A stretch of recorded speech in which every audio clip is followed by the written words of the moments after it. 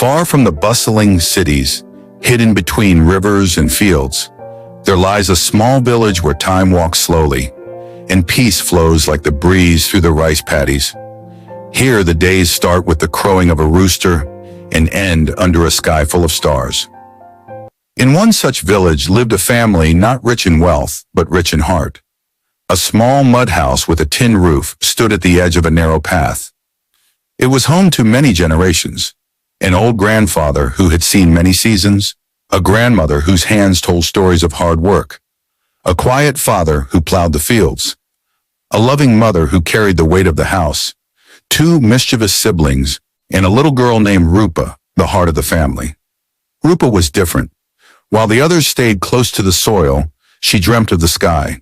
She went to school every morning, walking barefoot through muddy paths, with books tucked under her arm and stars in her eyes. She asked questions no one had answers to. She believed in things her family never imagined. Their lives were simple mornings in the field, afternoons in the kitchen, evenings by the lantern light, and nights under a leaking roof. The world outside didn't touch them often, and they liked it that way.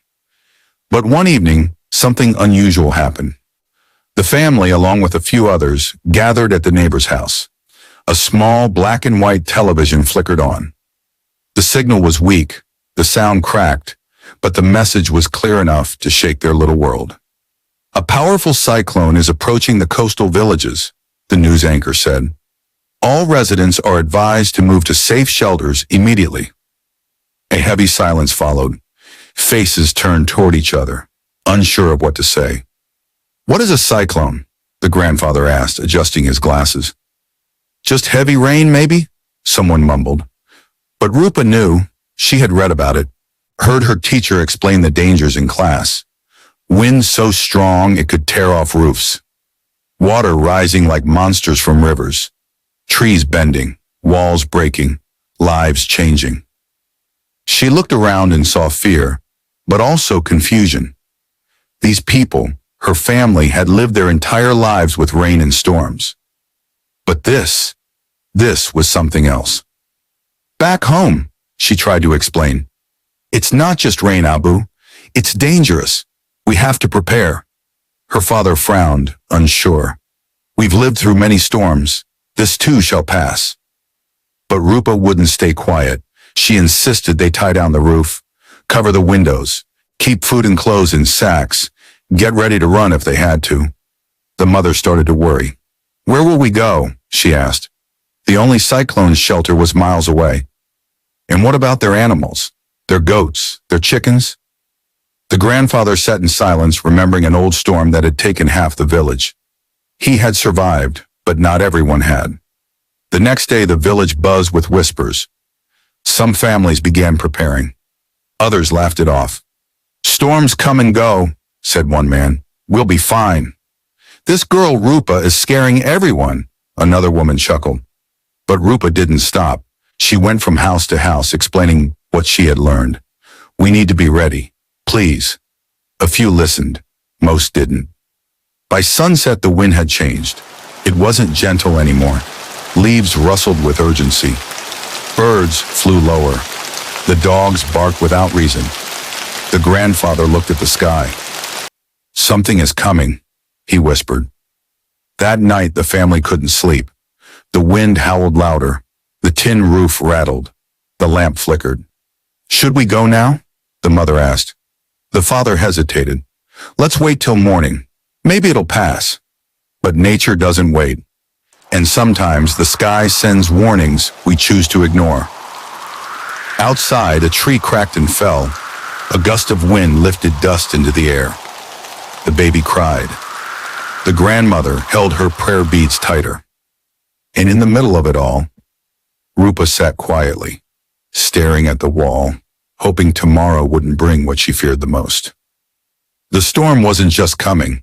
It had already arrived in their hearts. Dawn never came the way they expected. The sky was no longer blue. It was gray, angry, and alive. The trees bent like they were whispering secrets to the ground. The air was thick with fear. The cyclone had arrived. Winds howled through the village like wolves.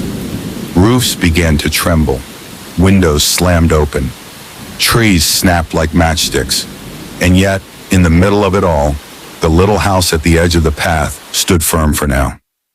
Rupa's father was the first to act. "Tie the door with the rope," he shouted.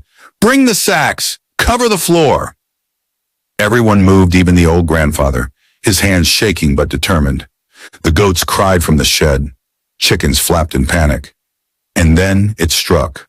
A roar, not of lions, but of wind. The roof lifted halfway and slammed back. Water poured in through cracks. The baby screamed. The mother held her tightly. Rupa held her books like treasures. Outside, chaos. A neighbor's house collapsed. People ran, barefoot and drenched, to the nearby school building that now served as a shelter. The path was flooded. Trees blocked the way. "We need to go now," Rupa screamed over the wind. But the grandmother couldn't walk. The grandfather could barely stand. And the baby, too small to be taken into the storm. Then came a decision. The kind that shapes the rest of your life. Rupa's father picked up the grandmother. The mother wrapped the baby close and tied a shawl around herself and Rupa. The siblings held hands. They stepped into the storm one step at a time. The wind pushed them back. The rain stabbed their skin. But they didn't stop. They saw people stuck, children crying. One old man lying under a broken tree. Rupa screamed, "Abu, we have to help him." And so they did. With every step, they pulled someone else along. One family became two became three. A human chain was formed. In the darkest hour, humanity shined brightest. Finally, soaked to the bone and shaking from cold, they reached the school shelter. Doors opened, blankets were thrown. Warm hands pulled them inside. And for a moment, they were safe. The storm raged on for hours. Roofs flew, trees broke, fields drowned, homes disappeared. And yet in the dimly lit shelter, people held hands. They sang songs to keep the children calm. The grandfather told old stories. Rupa sat beside the baby, her heart pounding, but her voice steady. "It'll be over soon," she whispered. And it was. The morning after looked nothing like the morning before. Fields gone, cattle missing, homes flattened. But the people, they were alive. Rupa's family stood where their house used to be. The floor was still there. A few utensils, one torn book, but nothing else. Her father looked around, eyes full of disbelief. Her mother cried silently. The grandfather stood with his back straight, holding his prayer beads. "We survived," he said softly, "and now we rebuild." Rupa knelt down, picked up her school book, wet, muddy, but still hers. And then the entire village came together. No one waited for help. They helped each other. They shared food, built shelters, found missing people, repaired roads. A community that had once laughed at the idea of a storm now understood its power. But more than that, they discovered their own.